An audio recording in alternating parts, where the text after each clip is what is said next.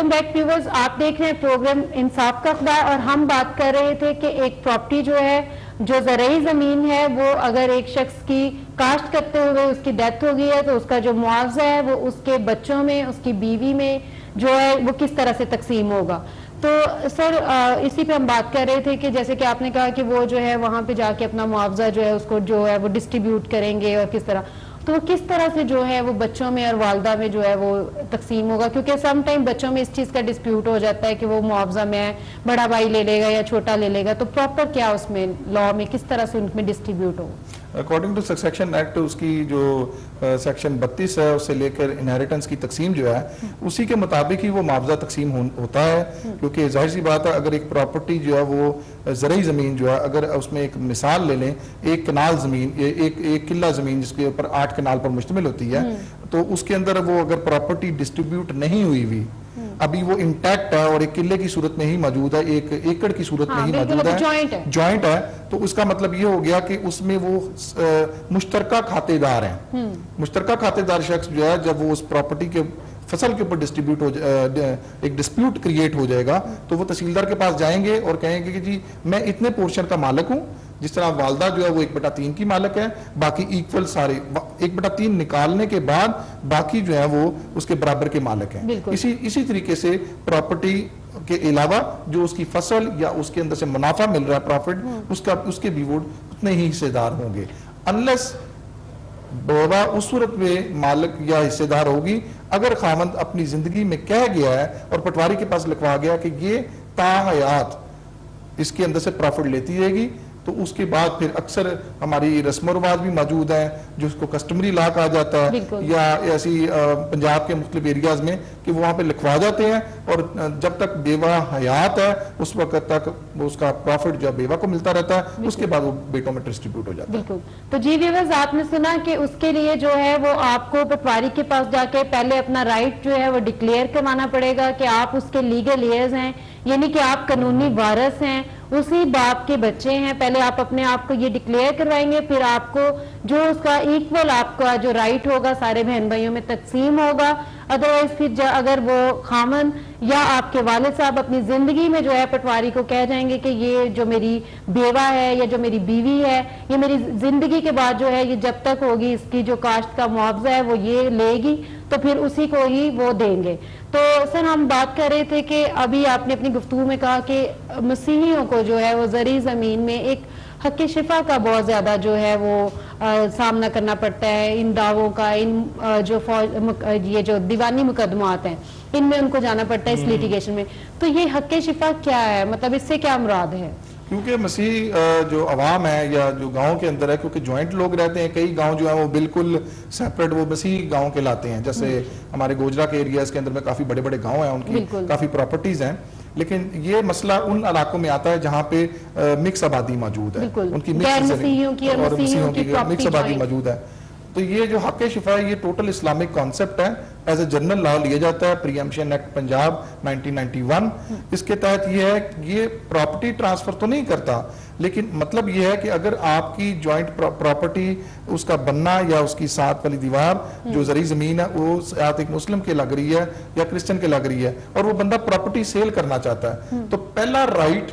जो होगा वो होगा उसका साथ वाली जमीन का, जो बिल्कुल साथ वाली, वो उसके भी आगे से 3 तरीकाकार हैं। या तो वो जैसे ही उसको पता लगेगा प्रॉपर्टी का कि ये सेल होने लगी है तो वो शख्स आके कह दे, ओपन मजलिस में कह देगा कि मैं खरीदार हूं और मेरा पहला राइट है, और इसी के इस्तेमाल की वजह से कई दफा बहुत सारे मसाइल भी पैदा होते हैं, और क्योंकि इनमें लोगों को इसके मुतालिक ज्यादा क्लियरेंस भी नहीं है, और इसका क्या इसमें तलबें कैसी होती हैं, इसका कि ऑफर एंड एक्सेप्टेंस कैसी है, कैसे इसको अनाउंस करना होता है, तो इन कंफ्यूजन की वजह से फिर दीवानी मुकदमात बढ़ जाते हैं। तो बेहतर नहीं कि अगर कोई मसीही जो है वो अगर अपनी ज़रई जमीन जो है उसको सेल करना चाहता हो तो बजाय कि इस लिटिगेशन में जाए पहले साथ वाले से जो है वो पूछ ले ताकि उस पर ये केस ना हो। बिल्कुल ऐसा ही है, लेकिन कई दफा हमारे जो मसीही गांव हैं उनमें बहुत सारे सियासी असर रसूख भी होते हैं, लेकिन आसान हाल तो यही है कि उन्होंने सेल करनी है तो साथ वाले से पहले ऑफर ले ली जाए, ताकि किसी किस्म का ये जो हक शुफा का कानून है इसकी वजह से दीवानी मुकदमात और पैसों का ज़िया ना हो। तो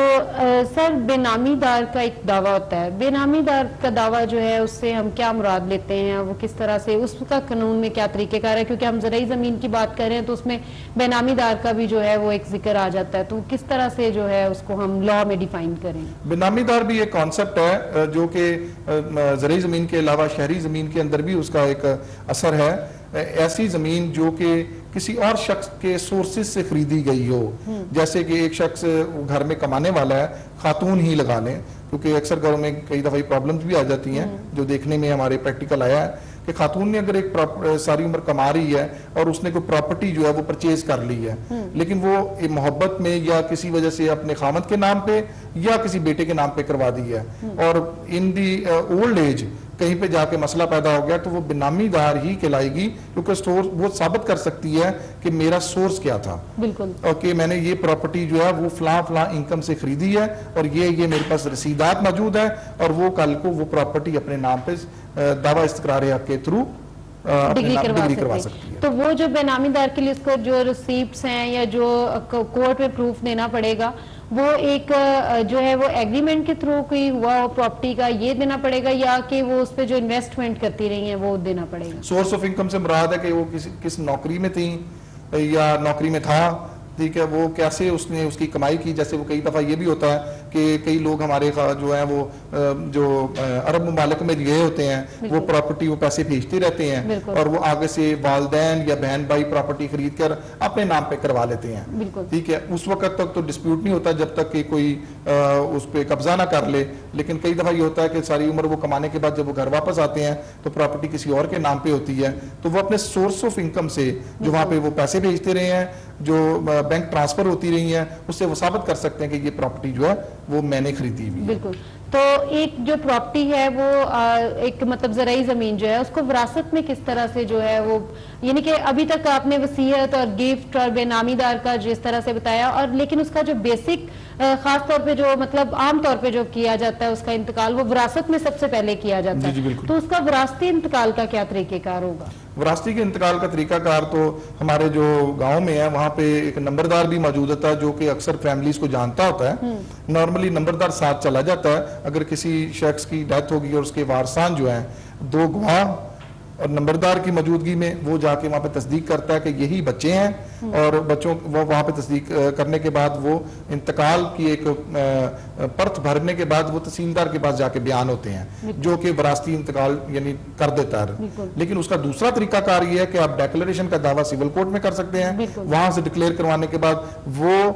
डिग्री जो है वो जाके पटवारी को दी जाए तो वो प्रॉपर्टी को ट्रांसफर कर देता है। बिल्कुल। तो जी व्यूअर्स, आपने सुना कि एक जो आपकी विरासती इंतकाल है वो किस तरह से कोर्ट में होगा। आपने उसमें लीगल एयर्स खुद को डिक्लेयर करवा के आपने एक पटवारी के पास जाना है और फिर वो उस दावे के मुताबिक जो है आपको लीगल एयर्स जो है वो अपने रजिस्टर में भी दर्ज कर लेगा। तो सर, जिस तरह की हम बात करें कि सबसे पहले लीगल एयर्स यानी कि कानूनी वारिस जो हैं वो डिक्लेयर होंगे,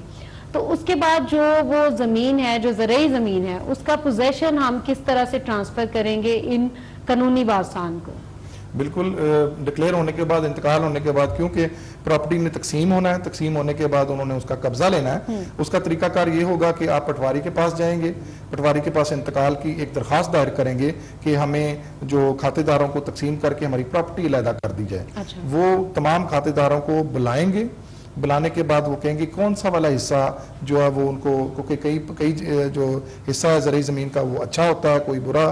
कम फसल देता है, तो इस बात पे भी डिस्प्यूट क्रिएट हो जाता है। अच्छा। लेकिन वो सारी पार्टीज को इकट्ठा करने के बाद पटवारी जो तहसीलदार है वहाँ पे उनको तकसीम करेगा। तकसीम करने के बाद हम उसको अपनी ज़ुबान में कहते हैं वो किलों के रंग भरेगा, एकड़्स के रंग भरता है। बिल्कुल। तो वो रंग भरने के बाद मतलब यानी इसको डिफाइन करेगा कि कौन सा हिस्सा किसका है। बिल्कुल। और उसके बाद दखल का वारंट जारी करेगा, यानी वो मौके पे पटवारी को हुक्म करेगा कि मौके पे जाए, और वहां पर जाने के बाद वहां पे उनको पोजेशन ट्रांसफर करे बिल्कुल। और उसका इंदराज बाकायदा रोजनामचा वाकयाती के अंदर करेगा कि मैंने मौके पे गया हूँ, दखल वारंट जारी करने के बाद उनको मौके पे कब्जा दे दिया, फिर वो वासान को जो है वो जाके जो पोजेशन है, जो कब्जा है, वो ट्रांसफर हो जाएगा। तो जी व्यूअर्स, आज आपने सुना कि हम ज़रई जमीन को जो है वो किस तरह से विरासती इंतकाल कर सकते हैं, किस तरह से हम उसकी वसीयत कर सकते हैं और किस तरह से हम उसको जो है वो गिफ्ट में जो है हम ट्रांसफर कर सकते हैं। तो इन सारी चीजों को आपके साथ इसलिए डिस्कस किया जाता है ताकि आप छोटी सी छोटी जो मिस्टेक्स हैं अपने डॉक्यूमेंट्स में बिल्कुल मत करें।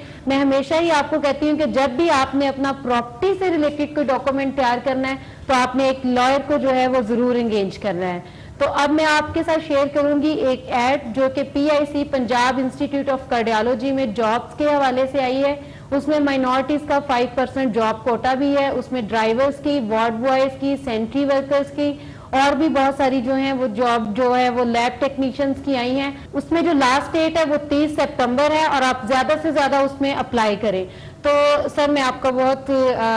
थैंक यू करती हूँ कि आप प्रोग्राम में आए और ख़ास तौर पे आपने जो ज़मीन से रिलेटेड जो हमारे डिस्प्यूट बहुत ज़्यादा मैं देखती हूँ सी लोगों के जो है कोर्ट्स में होते हैं उनको जो है वो गाइड किया और मैक्सिमम हमने उनको अवेयर भी किया है। तो आप कम्युनिटी को क्या मैसेज देना चाहेंगे?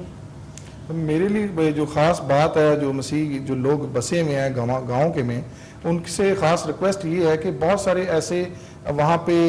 रस्म रिवाज क्रिएट हुए हैं जिनका हकीकत में कानून के साथ कोई ताल्लुक नहीं है और वो क्योंकि मुस्लिम और क्रिश्चियन कम्युनिटी इकट्ठी रहती है, अक्सर वो कवानीन जिसका ताल्लुक मसीहियों के साथ नहीं है वो टेक्निकली तौर पर वो अपने आप पर खुद ही इम्प्लीमेंट करवा लेते हैं। इसलिए स्पेशली वो अपने मसीही वकला के साथ राब्ता करें और स्पेसिफिक लॉ मालूम करने के बाद ही पटवारी से राब्ता करें, क्योंकि उनकी की हुई गलती आप लोगों को लंबे वक्त तक दीवानी मुकदमात में इन्वॉल्व करती है। बिल्कुल। इसलिए ज्यादा जरूरी है कि किसी कानूनी माहिर से राब्ता करें और इस बात से ना हिचकिचाएं कि वो ज्यादा फीस लेगा, लेकिन वो दी हुई जो मामलात हैं वो लंबे का दीवानी मुकदमा से आपको बचा लेगा। बिल्कुल। तो जी व्यूअर्स, आपने सुना कि आपने हमेशा एक लॉयर को एंगेज करना है, आपने फीस को मद्देनजर नहीं रखना, बल्कि आपके आज के लगाए हुए थोड़े से कम पैसे या थोड़े से ज्यादा पैसे आपको बहुत लंबे अरसे तक जो है वो दीवानी मुकदमात में जो है उनसे जो उसमें लिटिगेशन को फेस करने से बचा सकते हैं। तो मिलते हैं नेक्स्ट टाइम सेम चैनल, देखना मत भूलिएगा। इंसाफ का खुदा।